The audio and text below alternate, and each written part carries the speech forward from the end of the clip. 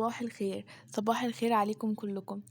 النهارده بقى قُلت أكمّل بقية تنضيفات رمضان، وأول حاجة قُلت أبدأ بيها هي أوضة النوم. قُلت الأول إن أنا أغيّر الملاية بتاعة أوضة النوم، وقُلت إن شاء الله كمان يومين كده أو 3 هاعمل تنضيف عميق للأوضة كلّها، لإن أنا كنت لسه عاملاها مثلًا من أسبوع، فقُلت أعملها إن شاء الله كمان يومين، أعملها بقى كلّها، بس دلوقتي أغيّر بس الملاية. طبعًا باحاول بكل الطرق إن أنا أخلّص الشقة كلّها إن شاء الله قبل رمضان وأكون نضفتها كلّها، كمان علشان باعمل التفريزات بتاعة رمضان وكمان بانزل بقى أجيب الأكل والحاجة علشان أعملها، عشان أجهّزها رمضان، طبعًا كل ده بياخد وقت ومجهود كبير جدًا، بس الحمد لله النهارده أنجزت حاجات كتيرة جدًا ودي حاجة فرّحتني. ولو انتي اول مرة تشوفيني ما تنسيش تعملي لايك على الفيديو ده وتشتركي في القناة لو ما كنتيش لسه اشتركتي وتفعلي زر الجرس علشان يوصلك كل فيديو جديد انا بعمله. بصوا بقى ازاي ان انتوا تهتموا بريحة الملايات عامة، سواء بتاعت اوضة النوم او اوضة الاطفال، وتخلوا ريحتها حلوة جدا وتحسوا فيها بانتعاش. اول حاجه انا بعملها انا بغسلها باوتوماتيك باودر تايد عادي، وبعدين بغسلها برضو بتايد جل بريحه اللافندر بيديها ريحه حلوه قوي، وبعدين بعملها بدوني اللي هو الذهبي ده اللي هو بريحه الفانيليا، فبتبقى ريحتها جميلة جدا. وبتفضل متعطرة، يعني انا بنشرها وبعدين بطبقها وبعينها في الدولاب، بتفضل متعطرة لحد لما باجي افرشها على السرير واستخدمها.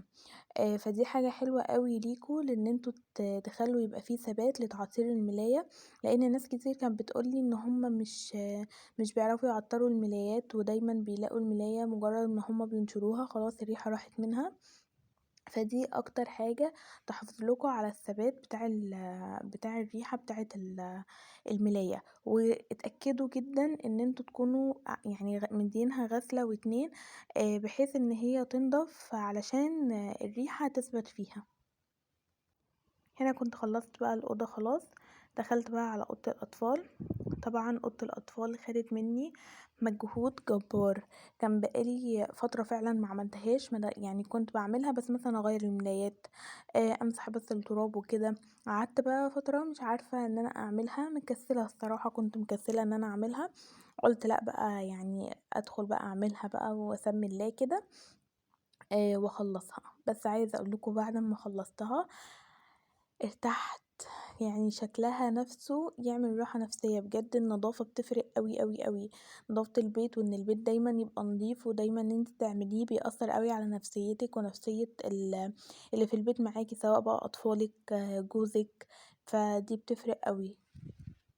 تسريحة بقى كان عليها كمية تراب، خلصتها بقى وظبطتها وبعدين بقى دخلت على الشباك.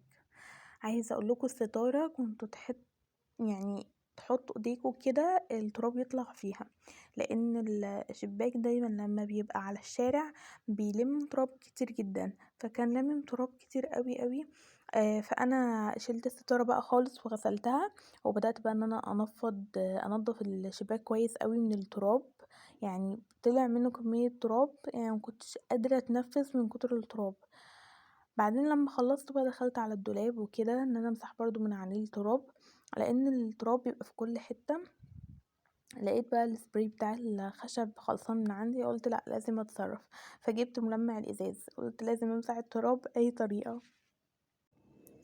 وبعدين بقى رحت امسح الكومودينو، طبعا بمسح بقى الازاز اللي على الكومودينو من الوش ومن الظهر، مش بس من الوش كده من فوق، علشان اكون اتاكدت ان انا مسحت كل التراب اللي عليه، سواء من وشه او من ظهره او الكومودينو نفسه بمسحه هو كمان مكان ما بحط الازاز، وكمان من عند الاتراك ومن الجوانب ومن كل حته ومن تحت، ما بسيبش مكان فيه خالص غير لما بكون منضفاه ومسحه كله.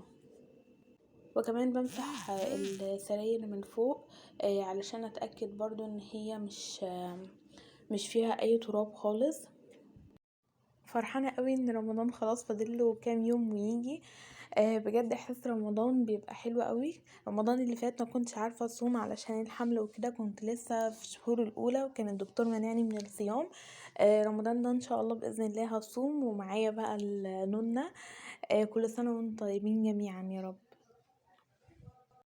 حاولوا وانتوا بتنضفوا ان انتوا تركزوا ان كل الاماكن ما يبقاش فيها تراب، ما يبقاش فيها اي حاجة، علشان هتيجوا بعد ما تنضفوا برضو وجود حاجة زي كده هتبقى رخمة قوي. ثانيا هتبقى يعني حرام ان انت تبقي تعبتي في الأوضة كل ده ومثلا تلاقي شوية تراب في حتة حاجة يبوظولك الدنيا خالص. هنا بقى حركت السرير من عشان اجيب التراب اللي وراه، بس تحريك الحاجة ده مرهق قوي بجد. بس والله يعني ربنا يعيننا كلنا على الشغل ده، يعني شغل البيت برضو صعب مش سهل.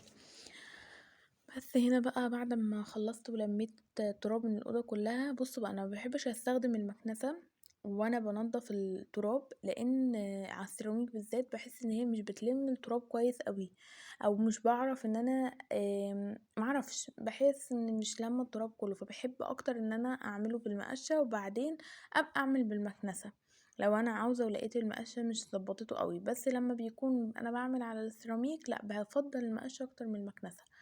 بعدين بقى الشرشوبة، نسيت المرة دي اصور لكم انا بحط ايه علشان الارضيات. شايفين بصوا الارضية بتلمع ازاي؟ بصوا انا كنت حاطة هنا ديتول، وكنت حاطة كلوريكس ارضيات بريحة النعناع، وكلوريكس جل كمان بريحة النعناع، علشان يبقى تطهير وتعقيم وكمان يدوا لمعة للأرض. انتوا بنفسكم بصوا شايفين الأرض بتلمع ازاي. هنا بقى انا كنت حاطه التسريحه، قررت ان انا اعمل تغيير شويه، قلت عشان احس بتغيير شويه في الاوضه، وطبعا انا مش هقدر احرك الدولاب كله لوحدي ولا السراير، فقلت خلاص ابدل بين التسريحه والكومودينو. فبصوا يعني حطيت التسريحه هنا بين السريرين بدل الكومودينو، وحطيت الكومودينو جنب الدولاب، قلت كده احسن، حتى حسيت شكله احلى، وكمان تغيير وادى وسع. يعني كده كده المكان ده كان متساب بين السريرين، والكومودينو واخد مساحة بس صغيرة، فقلت لا اخلي التسريحة بين السريرين والكومودينو ناحية الباب، حتى اوسع المكان شوية ناحية الباب. بعدين بقى غيرت فرش الملايات، طبعا فرشت الملايات جديدة زي ما قلتلكوا. بقى طريقة التعطير بتاعة الملايات علشان تثبت الريحة فيها، انا بستخدم الطريقة دي مع كل الملايات بتاعتي، سواء ملايات الاطفال او ملاية اوضة النوم. فعلا دي اكتر حاجة انا جربتها خلت ريحة الملايات تفضل ثابتة وحلوة وجميلة، يعني لدرجة ان هي بتفضل ثابتة لحد ما اجي اغيرها تاني. انا بغير الملايات كل 5 ايام، كل اسبوع، مش اكتر. اعذروني بقى ان التلات ايام اللي فاتوا دول انا معرفتش انزل لكم فيديو، بسبب يعني دي حاجه كانت خارجه عن ارادتي، ان انا وانا بصور لكم فيديو التليفون بتاعي وقع على السيراميك جاب شاشه. طبعا عايزه اقول لكم الصدمه اللي انا فيها مش قادره اوصفها لكم، خاصه ان انا كان لسه مكسور مني وعاملاه من 6 شهور، فدي كانت حاجه بالنسبه لي مزعلاني جدا. وما كنتش لاقيه كمان شاشه ليه. غيرت الشاشه وعملتها. بعد بقى ما عملتها كمان قابلتني مشكله، ان انا بالصدفه بكتشف ان انا وانا بره جايه بتصور بالسيلفي بالكاميرا من قدام، لقيت ان هي مش شغاله، لان دورية الكاميرا من قدام اصغر من الكاميرا نفسها، فما بتصورش، فده عمل لي مشكلة تاني. وبعدين الشاشة بتجيب الوان، فمش عارفة بقى هعمل ايه فيه. فبجد دي حاجة مزعلاني، وده اللي كان مأخرني عنكم في التصوير والله. فادعولي بقى ايه ربنا يسترها كده، والتليفون يعني اعرف ان انا اظبطه، عشان اعرف ان شاء الله انزل لكم فيديوهات كتير. هنا بقى دخلت على البلكونه كمان انضفها، طبعا مستخدمه برضو في الشرشوبه نفس الحاجه اللي نفس ايديتول وكلوريكس جل وكلوريكس ارضيات بالنعناع كتطهير وتعقيم للارضيه مع بعض. قلت امسحهم علشان هغسل الغسيل وانشره، فما بقاش في تراب في الارضيه ولا حاجه، علشان بتضايق قوي من الموضوع ده. هنا بقى كنت حطيت الغسيل في الغسالة، وكنت بحط المسحوق. هنا ده بودر تايد، وكمان بستخدم التايد جل الاتنين مع بعض. بصوا التايد جل بحطه مكان الدوني، مش بحطه في الغطا اللي بيجي معاه جوه الغسالة، كده بينضف اكتر. بختار برنامج بيكون درجة الحرارة فيه قليلة 30 درجة، مش اعلى من كده، علشان انا زي ما قلتلكوا بغسله مرتين 3 واتأكد من نظافته. بصوا هنا بقى كان بعد ما غسلته. دي كانت اول غسله اللي هي بالباودر وبالتايد جل، وبعدين دي بقى تاني غسله كانت بالتايد جل والمعطر الفانيليا. ده بقى كده بيخليكوا ان انتوا ريحه الغسيل تفضل ثابته وقويه جدا. دي بقى ملاية اوضه النوم. طبعا حطيت ملاية الاطفال وملايات اوضه النوم بحيث ان انا ما احطش في ثابت الغسيل ويفضلوا، لا اكون بخلص كل حاجه، خاصه ان انا عندي غسيل مغسول قد كده محطوط على المرجحه، محتاج اللي يطبقه ويشيله، وانا بجد كسلت ان انا اعملهم وبقيت عاملاهم هما الدولاب وبناخد من عليهم نلبس. بعدين بقى نشرت وبعدين دخلت بقى اعمل الاكل، كنت خلاص بقى مش قادره، فقلت بدل ما اقف وانا تعبانه مش قادره اقعد على السفره، بجد كنت خلاص جبت اخري طول اليوم شغل وكنت مش قادره خلاص. قلت بقى ان انا اعمل المره دي الاكل بطريقه جديده. دايما مثلا بعمل مكرونه لوحدها وسجق لوحده، قلت لا انا المره دي هحاول ان انا اعملهم بطريقه جديده. يعني انا من النوع اللي بيحب ياكل المكرونه بكذا طريقه، وايت صوص بقى بسجق بمشروم يعني بصوا بكذا، بشاورما، بحب ان انا اعملها بكل الطرق، نجريسكو بشاميل. فانا بحب المكرونه قوي ان انا استخدمها كتير. فدايما بحب ان انا اغير واجرب حاجات جديده كل مره فيها، بحيث ان انا ابقى كل مره باكلها بطعم مختلف، مش تبقى بنفس الطريقه. يعني مثلا ممكن اكون عامله مكرونه بسجق من فتره ودلوقتي اعمل مثلا مكرونه بسجق، بس دي مثلا كانت معموله بطريقه معينه وبتوابل معينه، ودي معموله بطريقه تانية وتوابل تانية، فبالتالي الاتنين طعمهم زي بعض، طعمهم مختلفين جدا. انتوا بقى قولولي في الكومنتات انتوا يومكم بيعدوا ازاي، عملتوا ايه من تنظيفات رمضان، خلصتوا الشقة كلها ولا لسه، غسلتوا السجاد ولا لسه؟ انا عن نفسي لسه ما غسلتوش. يعني عملتوا ايه بقى، ايه اللي خلصتوه؟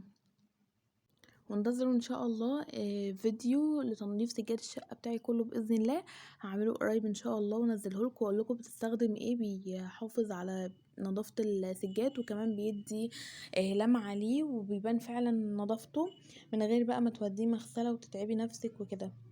هنا بقى كنت بعمل لكم فيديو الاكله شورتس، فقلت انزلها لكم كمان هنا، ما تنسوش تدخلوا تشوفوها بقى في الشورتس، وما تنسوش ان انتوا تشوفوا الفيديوهات الشورتس بتاعتي، بنزل لكم كل يوم فيديو شورتس بيبقى اكلات بقى، حاجات مختلفه كل مره.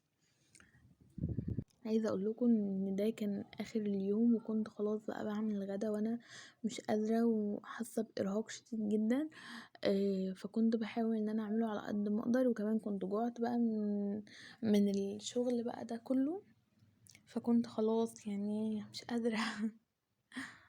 طبعا بجانب كل ده يعني مثلا ان انا حور، انا مثلا بعمل معظم الوقت وهي على ايدي، بحاول ان انا اسكتها شويه، بحاول ان انا اسرق الوقت وهي نايمه فيه ان انا اعمل اللي ورايا، فده برضو موضوع مرهق شويه. المشكلة بقى ان انا لما بكون خلاص بقى خلصت وعايزة انام، بتكون هي بقى نامت وقت التصوير ده، او كانت بتنام وتصحى وانا بحاول انيمها تاني عشان اكمل تصوير، فده طبعا بيسبب لي مشكلة ان انا اجي بالليل ان انا مبقاش عارفة انام لان هي خلاص نامت فهي عايزة تصحى. بص بقى بعد ما عملت الطريقة والتوابل التانية بطريقة مختلفة، قلت بقى ان انا اعمل طاجن مكرونة بالسجق، بدل بس ما يبقى مكرونة وسجق جنبها.